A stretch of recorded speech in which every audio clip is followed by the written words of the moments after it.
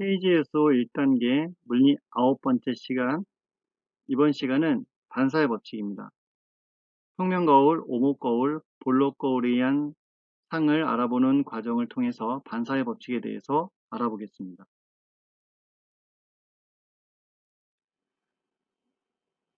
새 거울에 의한 상을 알아보기 전에 빛의 본질에 대해서 간단히 살펴보겠습니다.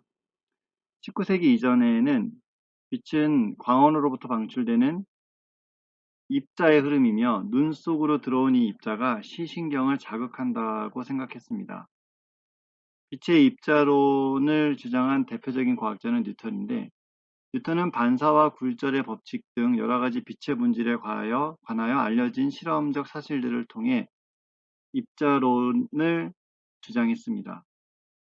반면에 빛이 파동이라고 주장한 과학자들은 먼저 호이겐스가 있습니다. 호이겐스는 빛의 반사와 굴절 법칙을 파동론으로도 설명할 수 있음을 보였고, 이어서 영은 빛의 파동적 성질의 대표적인 현상인 간섭현상을 처음으로 증명했습니다.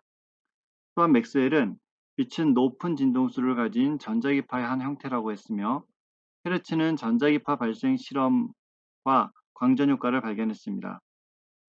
이후에 광전효과는 아인슈타인에 의해서 광양자 입자 이론으로 설명이 되었습니다. 이렇게 뉴턴의 입자론과 호이겐스로부터 시작된 빛의 파동론은 모두 실험적으로 증명이 되었기 때문에 빛은 두 가지 성질을 다 가진다는 것이 받아들여졌고, 빛은 경우에 따라서 파동처럼 행동하기도 하고, 또 다른 경우에는 입자처럼 움직이기도 합니다. 빛은 진행할 때 두 가지 서로 다른 물질의 경계면에 부딪힐 때까지 동일한 매질 내에서는 직선 경로로 진행하는 특성을 가지고 있습니다. 자, 먼저 빛의 반사에 대해서 알아보겠습니다. 빛의 반사는 크게 두 가지로 구분할 수 있는데, 하나는 매끄러운 면에서의 반사와 표면이 매끄럽지 않은 면에서의 반사로 나눌 수 있는데, 매끄러운 면에서의 반사를 거울 반사라고 합니다. 이 거울 반사에서 반사광선은 서로 평행합니다. 반사광선의 방향은 입사광선을 포함하고 반사면의 수직한 평면에 있습니다. 난반사, 즉 거친 면에서의 반사는 반사광선이 여러 방향으로 흩어집니다. 아래 그림에서 A는 거울 반사를, B는 난반사를 의미합니다. 하지만 A와 B와 같은 각각의 거울 반사, 난반사에서도 항상 이 반사되는 광선의 특징이 있는데, 반사되는 광선은 언제나 면과 이루는 법선을 기준으로 했을 때 입사광선과 반사광선이 이루는 각 세타1과 세타''은 언제나 같습니다. 이것을 반사의 법칙이라고 하는데, 이 반사의 법칙은 매끄러운 표면에서의 반사인 거울 반사나 거칠은 표면에서의 반사인 난반사에서도 모두 똑같이 적용됩니다. 예를 들어 거울 반사에서도 법선을 그려보면 입사광선과 반사광선이 이루는 각, 즉 입사각과 반사각이 같으며, 난반사에서도 각각의 경우에 법선을 그렸을 때 입사광선과 반사광선이 이루는 각, 입사광선과 반사광이 법선과 이루는 각이 모두 각각 같음을 알 수 있습니다. 이것을 반사의 법칙이라고 합니다. 자, 그럼 평면 거울에 의해서 만들어진 상은 어떤 특징을 가지고 있을까요? 그림은 평면 거울에 의해서 점 O에 있는 광원에서 반사된 빛이 또는 O에 있는 점이 어떤 위치에 어떤 모습으로 보이는지를 설명하고 있습니다. 먼저 거울로부터 물체까지의 거리를 P라고 하고, 거울로부터 상까지의 거리를 Q라고 했을 때, 상은 광선들이 실제로 서로 교차하거나 또는 발원하는 것처럼 보이는 점에 만들어집니다. 이때 실상은 광선들이 상점을 통과하여 발산하는 경우에 생긴다고 하고, 허상은 광선들이 상점을 통과하지 않고 상점으로부터 발산하는 것처럼 보인다고 합니다. 이것을 좀 더 풀어서 설명하면, 실상은 실제 광선이 만나는 곳에 상이 생긴다고 할 수 있습니다. 무슨 이야기냐면, 거울이 있을 때 물체로부터 물체로부터 나온, 여기서 반사된 거죠. 반사된 광선이 다시 거울에 반사된 후 이쪽 면에만 존재할 수 있겠죠. 여기 눈이 아니라 이쪽에서 광선이 다시 만난다면 그것을 실상이라고 합니다. 즉 실제 광선이 만드는 상이며, 어, 이, 이 상이 있는 점은 광선들이 통과해서, 그러니까 광선들이 이렇게 모이면 이 광선들을 통과해서 진행하는 것을 알 수 있습니다. 반면에 허상은 간단히 얘기하면 가짜 광선이 만나서 만든 상입니다. 이 평면거울에서 지금 그림에 보이는 이 I 위치에 만들어진 이 상은 실제 빛이 거울을 통과해서 모이는 것이 아니라 이 반사된 광선의 연장선, 이거는 실제 빛은 아니죠. 이 광선이 만나는 곳에 만들어진 상입니다. 이것은 모인 다음에 통과하지 않고 거꾸로 보면 이 점에서부터 발산하는 것처럼 보입니다. 그래서 이곳에 지금 두 설명과 같은 표현이 되어진 것입니다.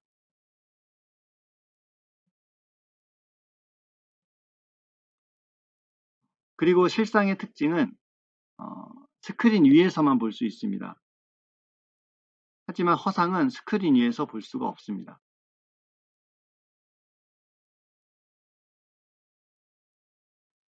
평면거울에 의해서 만들어진 상에 대해서 조금 더 알아보겠습니다.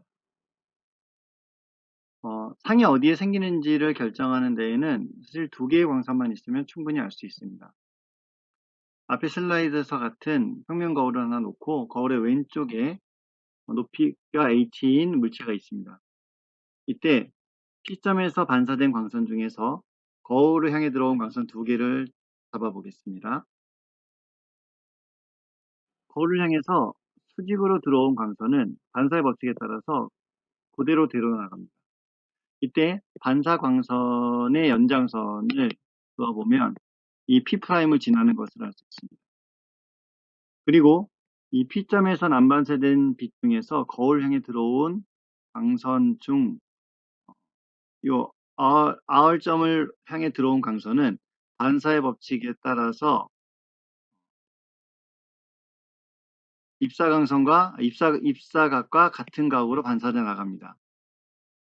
이 광선하고 위쪽에 Q에서 반사된 두 광선은 만나지 않고 발산하기 때문에 각각의 반사 광선을 뒤로 연장한 이 광선과 이 광선을 보면 이 P'에서 만나는 것을 볼 수 있습니다. 이렇게 두 광선이 만나는 곳에 이쪽에 이제 실제 광선은 만나지 않고 뒤쪽으로 연장한 두 광선이 만나는 거죠. 이 P' 만나는 곳에 상이 생깁니다. 이 상은 실제 광선이 아니고 연장선에 의해서 만들어진 상이기 때문에 앞에서 설명한 것처럼 허상입니다.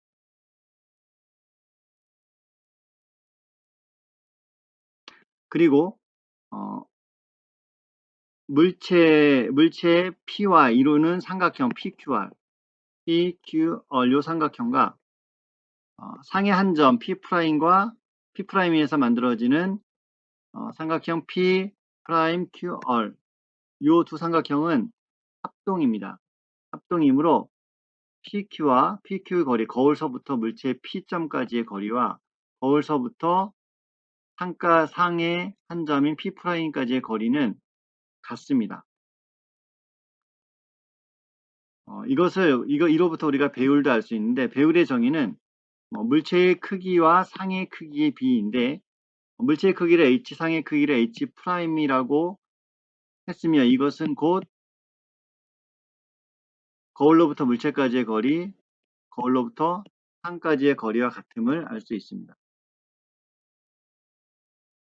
또한 흔히 우리가 거울에 비친 상을 좌우 반전, 왼쪽과 오른쪽이 바뀌었다라고 생각하는 경우가 많은데 평면거울에 의해 생긴 상은 좌우가 바뀐 상이 아니고 앞뒤가 바뀐 상이라고 부르는 것이 맞습니다. 즉 앞뒤 반전입니다.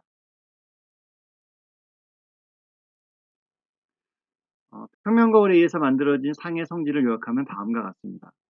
첫 번째, 상은 물체가 거울 앞면에서 떨어진 거리만큼 거울 뒤편에 떨어져서 생긴다. 또 두 번째, 상은 물체와 크기가 같으며 거울 뒤편에 생기기 때문에 거울 뒤쪽은 실제 빛이 갈 수가 없죠.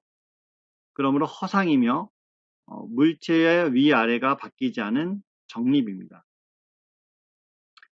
물체의 위아래, 상의 위아래가 물체의 위아래가 바뀌면 그것을 도립이라고 하는데 평면거울에 의해서 만들어진 상은 위아래가 뒤집히지 않는 정립상입니다. 다시 정리하면 위의 설명을 아래의 그림으로부터 다시 한번 보면 평면거리에 만들어진 상은 물체가 있는 거울 앞면, 이쪽이 앞면이죠. 이 거울 뒤쪽에 생기고 크기가 같다. H와 H'이 같은데 이것은 거울로부터 물체까지의 거리와 거울로부터 상까지의 거리를 통해서 알 수 있습니다. 또한 화살표가 뒤집히지 않았죠. 즉 위아래가 바뀌지 않았는데 이러한 상을 정립상이라고 합니다. 이번에는 구명거울에 의한 상에 대해 알아보겠습니다. 구명거울은 모양이 구의 일부분이라고 해서 붙여진 이름입니다. 구명거울은 크게 오목거울과 블럭거울이 있는데 그 구명거울의 요소에 대해서 알아보겠습니다. 그림에서 거울로부터 여기 C라고 되어 있는데요. C를 이제 여기서는 곡률 중심 또는 이제 구심이라고도 부르는데 거울로부터 구심까지의 거리를 곡률 반지름이라고 부릅니다. 또 거울의 중앙부, 구면부의 중앙부인데 이 구면부의 중앙점을 다른 말로는 거울 중심이라고 그리고 구심과 거울 중심을 잇는 직선 이거를 거울의 주축 또는 거울축 또는 광축이라고 부릅니다. 이 구면 거울들은 평행하게 들어온 광선을 한 점에 모이게 하는데 이 평행한 광선이 모인 한 점 이것을 초점이라고 일반적으로 구면 거울에서 거울로부터 초점까지의 거리인 초점거리하고 거울로부터 구심까지의 거리인 곡률 반지름은 약 2배 차이가 납니다. 즉 초점거리의 2배는 곡률 반지름 R와 같습니다. 이 그림은 방금 전에 얘기했던 구면 거울은 평행 거울 한 점에 모이게 한다는 것을 보여줍니다. 이때 이 지점을 초점이라고 부르고 거울로부터 그 초점까지의 거리를 초점거리라고 합니다. 먼저 오목거울에 대해서 좀 더 자세히 알아보겠습니다. 거울에 의해 만들어지는 상은 광선 추적이라는 방법을 통해 찾을 수 있는데요. 먼저 쭉 보겠습니다. 광선을 그리기 위해서는 물체의 위치와 곡률 중심의 위치를 알아야 합니다. 광선은 모두 동일한 물체의 동일한 점에서 출발하는 것으로 그려야 합니다. 먼저 광선 1은 주축, 조금 전에 광축이라고도 하고 또는 거울축이라고도 했었죠. 광선 1은 이 축에 나란하게 들어옵니다. 나란하게 들어온 광선은 반사 후에 초점을 지납니다. F가 아까 얘기했던 초점입니다. 광선 2는 물체에서 난방된 광선 중 초점을 지나 들어오는 광선을 말합니다. 이 초점을 지나 들어온 광선은 반사 후에 축에 나란하게 나갑니다. 마지막으로 광선 3은 곡률 중심, 즉 구심을 향해 들어온 광선을 말합니다. 이것은 반사 후에 되돌아 나갑니다. 즉 다시 구심을 지나 나갑니다. 자, 이 경우에 1번, 2번, 3번 세 반사 후에 광선이 만나는 이 점 있죠. 이 점에 상이 맺힙니다. 지금 이 그림에서 이 상을 보면 거울에서 반사된 실제 광선에 의해서 만들어지기 때문에 실상이고요. 크기는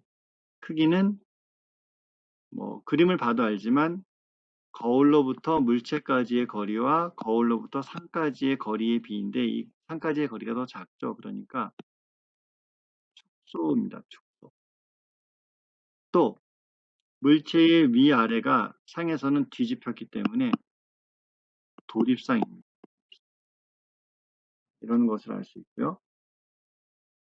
또 오목거울에 의해 만들어지는 상은 물체의 위치에 따라서 달라지는데 물체가 그림처럼 초점보다 안쪽에 온 경우는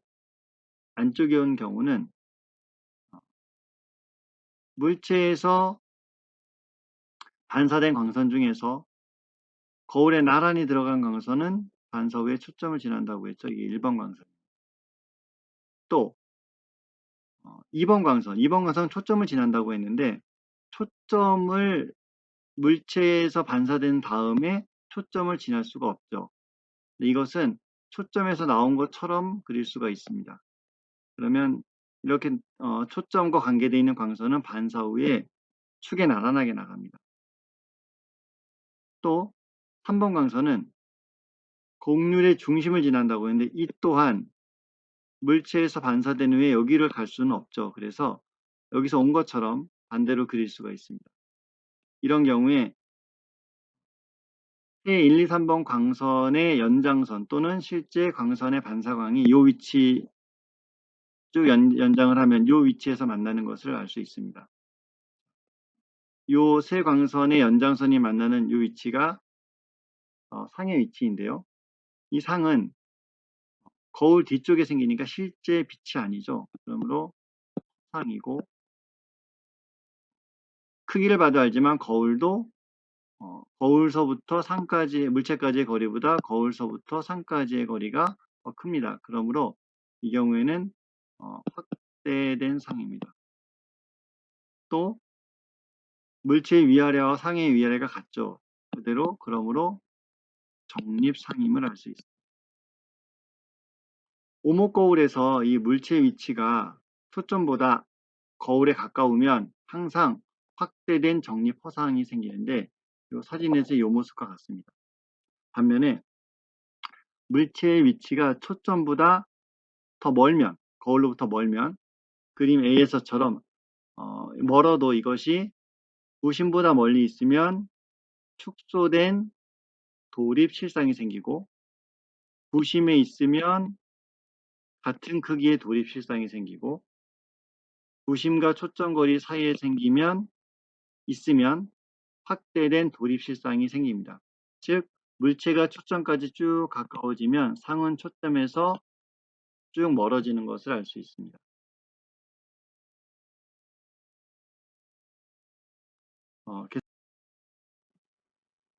정리하면 오목거울은 물체가 초점에 가까이 가면 도립실상은 왼쪽으로 움직이며 물체가 거울 쪽으로 이동하면 상은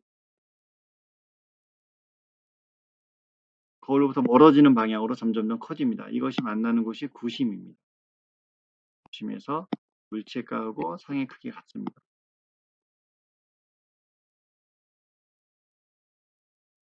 앞에서 봤던 그림이죠. 이것은 거울축에 나란하게 들어온 것은 반사 후에 모두 초점을 지납니다. 물론 요 나란하게 들어온 요 광선은 거울축에 매우 가깝다고 간주해야 됩니다. 거울축으로부터 매우 멀리 멀리 들어온 광선은 반사 후에 초점을 지나지 않습니다. 그러므로 여기서 나타난 광선은 대개 거울축에 가까이 있는 광선에 한정해서 말합니다. 물체가 거울로부터 매우 멀리 떨어져 있는 경우에 상은 곡률 중심, 구심이죠. 곡률 중심과 거울 중심의 가운데 지점에 위치하는데 이것을 초점이라고 하고, 이때 거울로부터 그 상까지의 거리를 초점거리라고 합니다. 이 초점거리는 일반적으로 반지름의 잘못했네요. 반지름의 약 2배가 됩니다. 다시 정정하겠습니다. 초점거리의 2배는 반지름과 같습니다.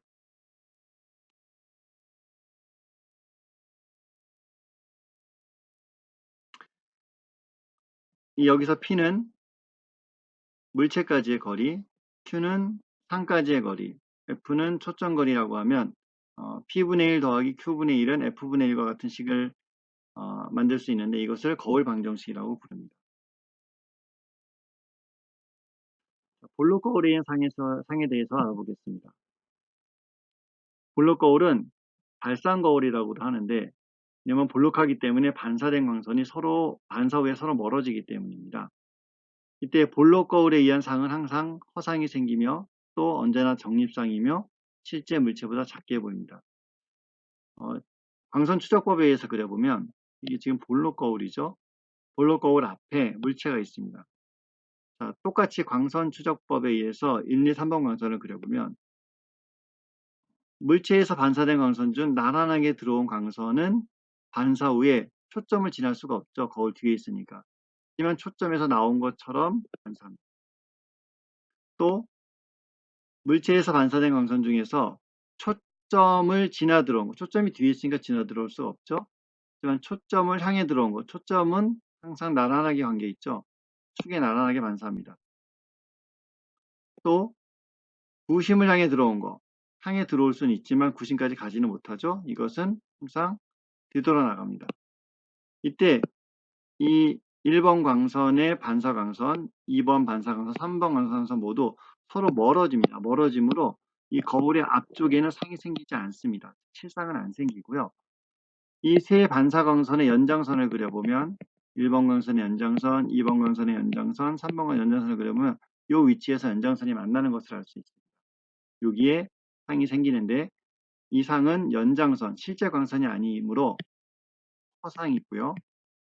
그리고 뒤집혀지 않기 때문에 정립상이고요.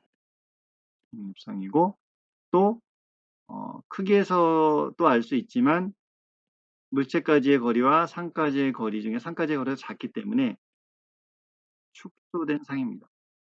이것은 물체의 위치가 바뀌어도 1번 광선은 그대로고 3번 광선이 약간 2번 광선이 약간 위쪽으로 오기 때문에 상의 크기 약간 커집니다. 커지지만 여전히 물체의 크기보다는 더 클 수가 없고 이러한 경우에도 항상 축소된 정립 허상이 생긴다는 것을 알 수 있습니다. 사진에서 보는 것입니다. 여기 앞에 물체가 있고 뒤에는 물체보다 작은 크기의 정립 허상이 보이죠? 이렇게 해서 평면거울, 오목거울, 볼록거울에 의한 상에 대해서 알아봤습니다. 과제로 세 가지 문제를 제시하겠습니다. 과제 1은 키가 1.80m인 사람이 거울 앞에 서서 자신의 전신을 부족하거나 남지 않게 보려고 했을 때 거울의 최소 높이는 얼마인가? 이때 이 사람이 보는 눈은 머리 꼭대기에서부터 약 0.13m 아래에 있다고 하고 풀기 바랍니다. 자세한 내용은 워크시트를 보기 바랍니다. 거리가 플러스 10.0cm인 오목거울이 있는데 이때 다음에 세 가지 상황에 대해서 판단하고 설명하시오. 자세한 내용은 워크시트를 참조 바랍니다. 세 번째 과제도 오목거울에 의한 상입니다. 볼록거울에 의한 상은 매우 단순하기 때문에 일반적으로 오목거울에 의한 상을 많이 묻습니다. 초점거리가 8.0cm인 오목거울 앞으로 20cm 되는 곳의 높이가 3.00cm의 물체가 놓여 있습니다. 이때 상의 위치, 거울의 배율, 상의 높이를 구하십시오. 역시 자세한 내용은 워크시트를 참조 바랍니다. 이렇게 해서 KGS 1단계 물리 9번째 시간 반사의 법칙을 평면거울, 오목거울, 볼록거울에 의한 상을 통해 알아봤습니다. 수고하셨습니다.